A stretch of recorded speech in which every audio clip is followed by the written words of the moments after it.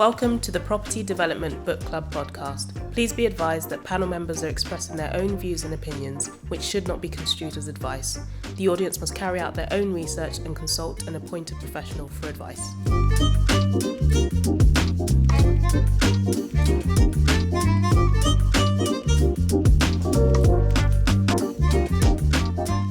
Hello and welcome to the Property Development Book podcast. In today's discussion, we have a panel of architects, developers, development managers, planners, and agents, and we'll be discussing small sites. Now, from a development perspective, small sites can often appear easy to deal with, or a good sort of first move from buy-to-let investment into your first development project. But in reality, small sites can be rather difficult to unlock and make work. So that's what we're going to be discussing today. We'll begin with introductions. My name is LOCKEN. I'm a development manager and chartered surveyor. And I'll move over to my right. My name is REID. I wear two hats, one as a planning consultant and the other one as a senior planning officer in local authority. Hi, Robert Bice, chartered planning development surveyor specialising in acquisition. Lorraine Thomas. I'm a property mentor, developer and a landlord with a social purpose. I'm more purpose than I am property. Hi, my name is Nathan King and I'm a commercial and development agent. Hi there, my name is HUGH and I'm an architect and we specialise in small sites. Cool. So I'm going to start with a question for everyone because I think different people have a different understanding of what a small site is. So I'll start on my left this time and ask, what is your definition of a small development site? So from our kind of technical understanding of things, we consider a small site as anything that's smaller in site area than 2,500 square metres and can be between 1 and 40 units. So small sites aren't necessarily that small, and that's kind of one of the, I think, kind of common misconceptions as well. But then there's a lot of broader, topics around that we'll cover today. Mm-hmm. Nathan? I would say as an agent, we look at it in a couple ways. The first way is price. So anything under £2 million we'll consider as a small site. And then geographically it will change, and let's say it's in London, then anything that's 9 units or less we'll consider as a small site. But when you go to the outside of London, we'll consider anything that's below the affordable threshold as a small site. And Lorraine, as a developer? Yeah, so just leading on from Nathan, I think 9 units, anything that's 9 units is considered as a small site, because above 9 units, then it goes into a whole new planning realm. And so for 9 units, it's only sort of half the planning department that would look at it. Anything above that would be considered, go to full planning in a council. Justin, would you agree? Yes, I agree. And there's different types of small sites. So you've got your brownfield sites, greenfield sites. Within the brownfield category, it could be rooftop development, it could be a church, it could be a petrol station, it could be an infill site, or even a backland development. So there's various types of small sites.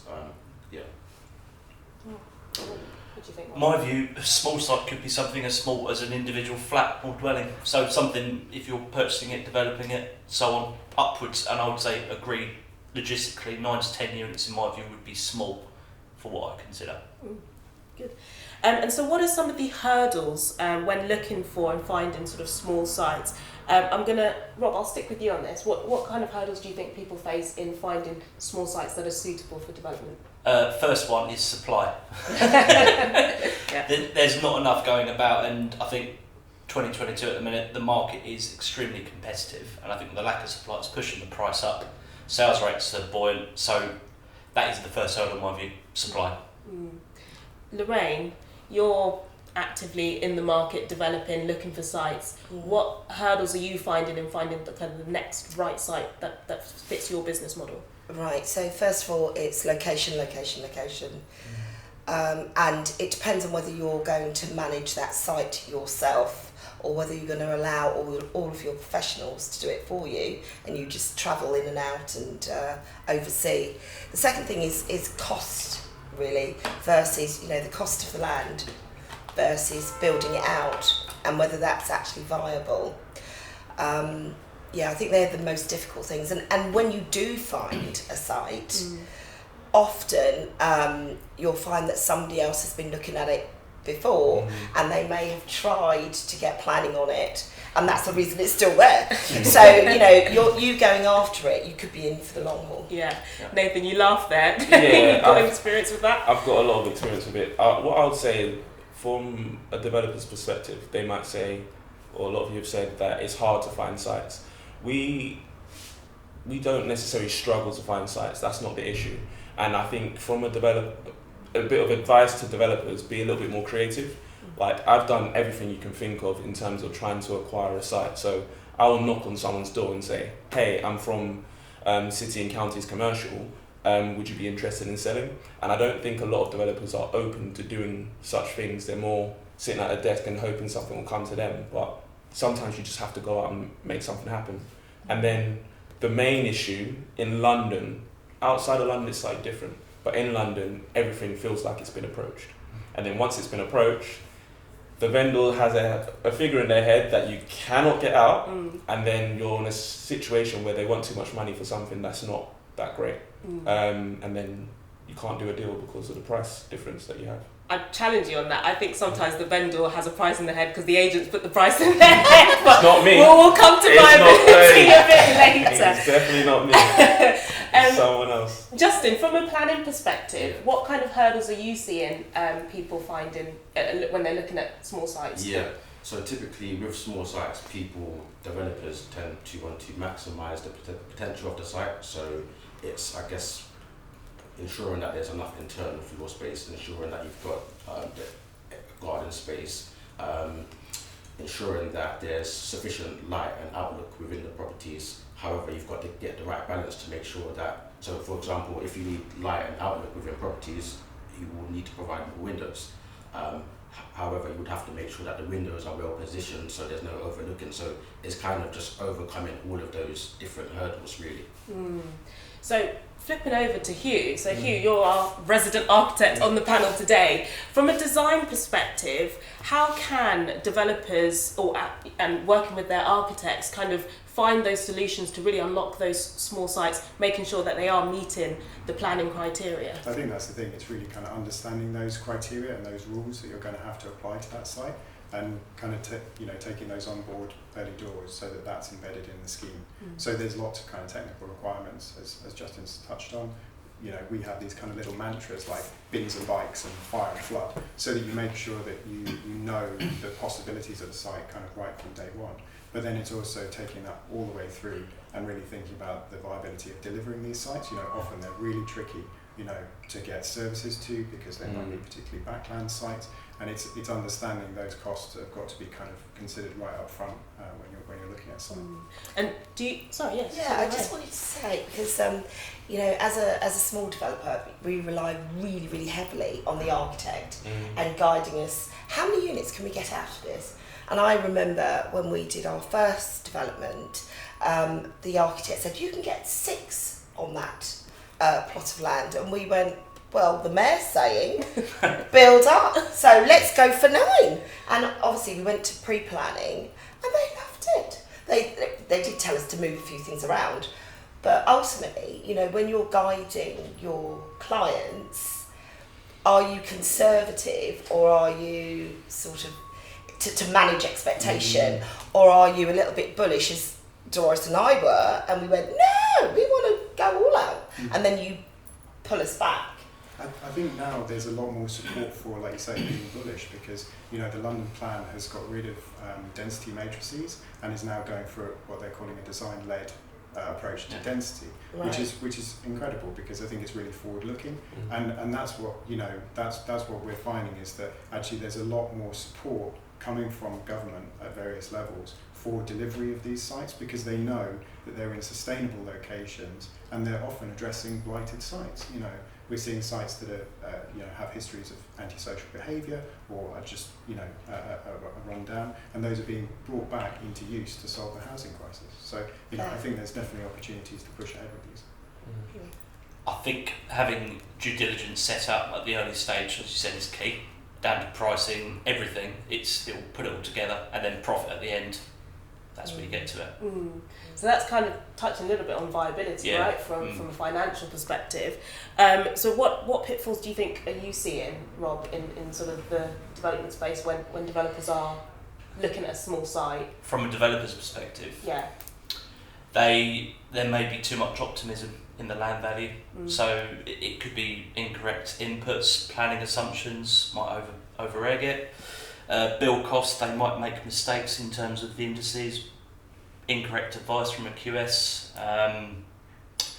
and as well, I think historically people were overpaying for a site to mitigate contributions and so on, but now it's more robust and it is on the true value of the site.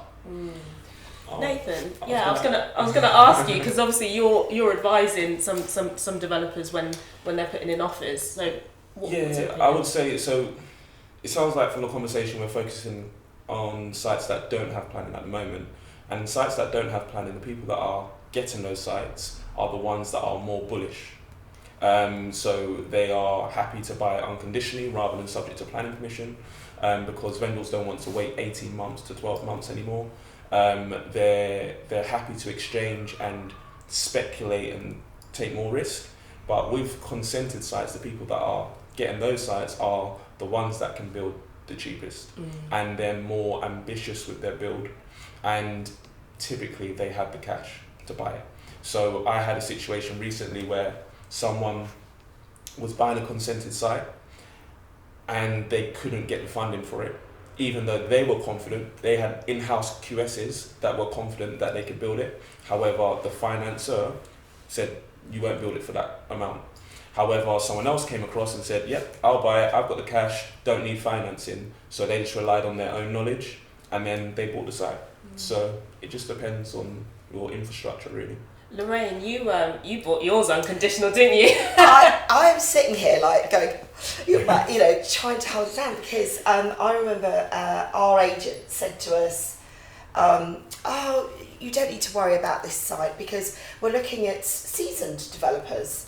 And we thought, well, we're not seasoned developers, we're just little people who have spotted some garages and we think that we can build there. And the agent was so negative to us, going, I don't know whether it's because there was a bit of a race and there was a number of people who he knew he could sell it to, but certainly he wanted to rule us out. And we did the bullish thing and went in there and the offers were at 450 and we just went straight in at 480 or 480 unconditional. I didn't even know what that meant.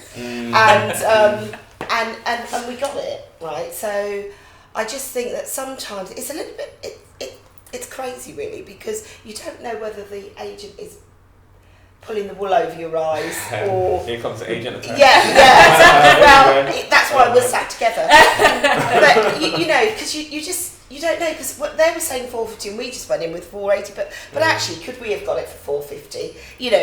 Unconditional. I don't know. From my experience, the people that go 480, I'll do it right now, they win.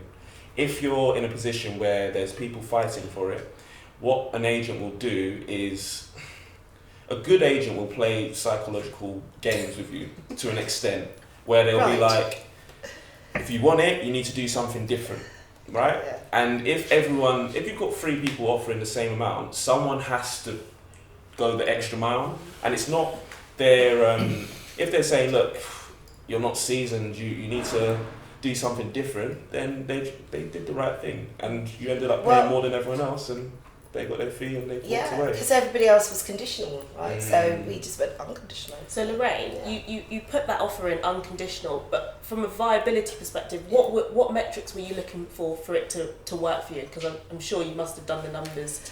Yeah, so we knew that we could go down as low as 6 units and it still worked for us. This is the Property Development Book Club. If you're enjoying what you see, make sure you like, share and subscribe. I'm Adewale Ademalake, founder at A Lake, which specialises in property development and development management. We are sponsoring the first season of the Property Development Book Club podcast, which will be out on all platforms soon. What we didn't know was that there would be a whole load of series of other costs that would come into play before we even, so once you secured it, going into the ground, doing that ground soil survey, you know, we didn't know that those costs were part of the viability of it. And so for us, we were dubious that we got the planning, but then we had to go and we should have done it before, and somebody should have advised us, look at the site, because it costs us an extra 100k. Yeah. Hello. I think that's why it's really valuable having that team, you know, looking at something Yes. early doors, because you know, they're bringing that experience to bear on these sites, because like you say, there are those things which can just derail schemes. Totally. But the issue that someone like yourself will have is you're rushing, and you have to have an architect look at it, your site surveyor look at it, and all at the same time within a few days, and they have to be all available at the same time. And if they're not available, then the deal might not happen because someone else will just buy it. That's the issue. I'm saying. So Lorraine, you spoke about you knew that the mayor was saying, you know, build up, and you were able to, you know, push your architect to build the scheme up. I was just going to go over to Justin here from a planning policy perspective. You know, is there policy in place which is allowing, you know, more people coming to the market now to unlock some of these small sites? So recently, well, in 2021, there's been a new London plan, basically policy H2, which acknowledges the importance of small sites, acknowledges the contribution it makes to meeting the housing delivery targets, and that policy encourages different councils to have their own design codes in relation to small sites. And I think that is key. That's a key point in relation to, so a council's policy position with regards to their design is key to maximising the potential of a site.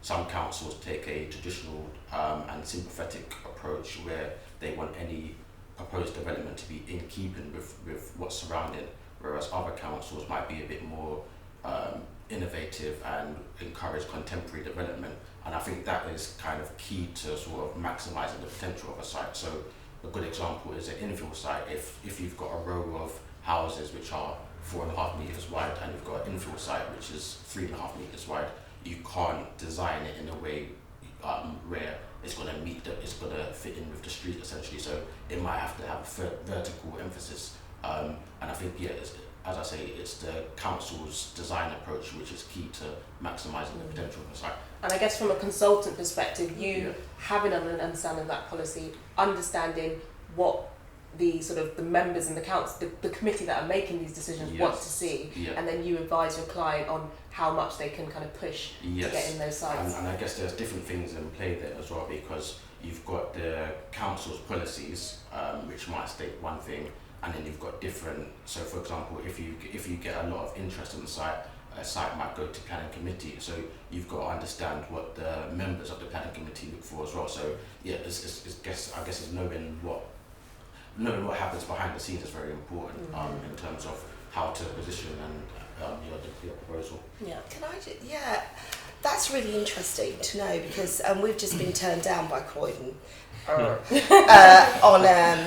trying to develop a garage, and it's an infill to a row of, you know, the street scene is all sort of houses, and then there's this big space that's people are just dumping stuff there. And wouldn't it be better, especially when we're looking for more housing, for that to be developed into 2 flats where people could live, and especially in my world, just people have a roof over their head, rather than saying, no, it's not big enough, or it's not going to fit the street scene. Well, what we're going to do then, just leave it as a garage for people to dump, because that doesn't fit the street scene either. And how do you argue this with, you know, I literally wanted to go over there and go, it was a Zoom call when we went, but I wanted to leap out of the screen and go, can you not see that it's going to be disastrous if you leave it for rats and rubbish? And whereas I'm saying I want to build this out. How do you get that through to planning committees? I would say that I have the same issue with, we won't go into the politics of it, but often it is politics, you know, and, you know, when it comes to that committee. So I've been in committees where they've spent 2 hours arguing on a bin store, you know, the location of it, and you're like, we're trying to produce housing here, there's a housing crisis, you know, be logical. But often, you know, when you're dealing with individuals, sometimes they don't always have the community's best interest at heart. Sometimes it is looking at things from a political perspective. So just I think on that topic, I think that's where officers are really can be really supportive of schemes, and what we're seeing is a lot more of policy kind of coming down through local authorities to support this type of delivery, because even at national level, the NPPF is covering intensification of sites. That's then coming down through the London plan, as Justin says, and then it's going into local authorities' own plans. So we've got people like Croydon, Lewisham, and Tower Hamlets who now have specific small sites supportive policies, and that can really empower case officers to then be much more supportive of these schemes. Is that recent? How recent is that? Because Lewisham that could be was last really year. impactful on us going back and arguing our case, really. Yeah, Croydon's been around for a couple of years. Lewisham was last year. Right. But they're really powerful tools, because they kind of they sort of make it political, but in a kind of positive way, because they give a political impetus to actually deliver new housing. And so this might be a little bit of a grenade question, as Adewale likes to call it. Just to wrap up, final question: do we think small sites make less money than larger sites? I'm going to start with Nathan.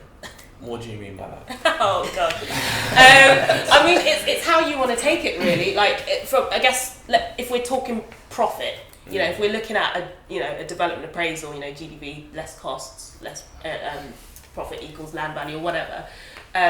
From a profit perspective, what do you think? Small or large sites? Well, it depends. It depends on the site. I've seen so many people lose money on sites. I've seen people make money on sites. I think it depends on what you're buying. So if you're buying unconditionally, then a lot of developers want the option to sell it with planning once they have got the planning permission, and then that's the uplift, and then plus if they build it out, they'll make another profit. So with the smaller sites, I've seen a lot of people make larger margins from that. So you might buy a site for 100k, get planning permission, sell it for 300k with planning permission, or build it out and make an extra 100k on top of that. So if you started off with an investment of 100k plus costs at 150, for example, and then you end up building it and you end up selling it on, you might end up doubling your money, which may not happen with a larger site. Right. So, anticipated profit. I think when you're at the early stages of acquisition, you get very excited and go, that's going to make me 26%. And as Lorraine said, ground investigations, all these things come through, and then the true profit at the end could be much lower. So I think, in theory, a small site could be more profitable, but you've got to get your due diligence correct at the forefront. Otherwise, there's going to be mistakes and you're going to lose money. Bigger sites, I think, have less of a risk, but you need to put more money into it. So it's a balance. Yeah. Justin?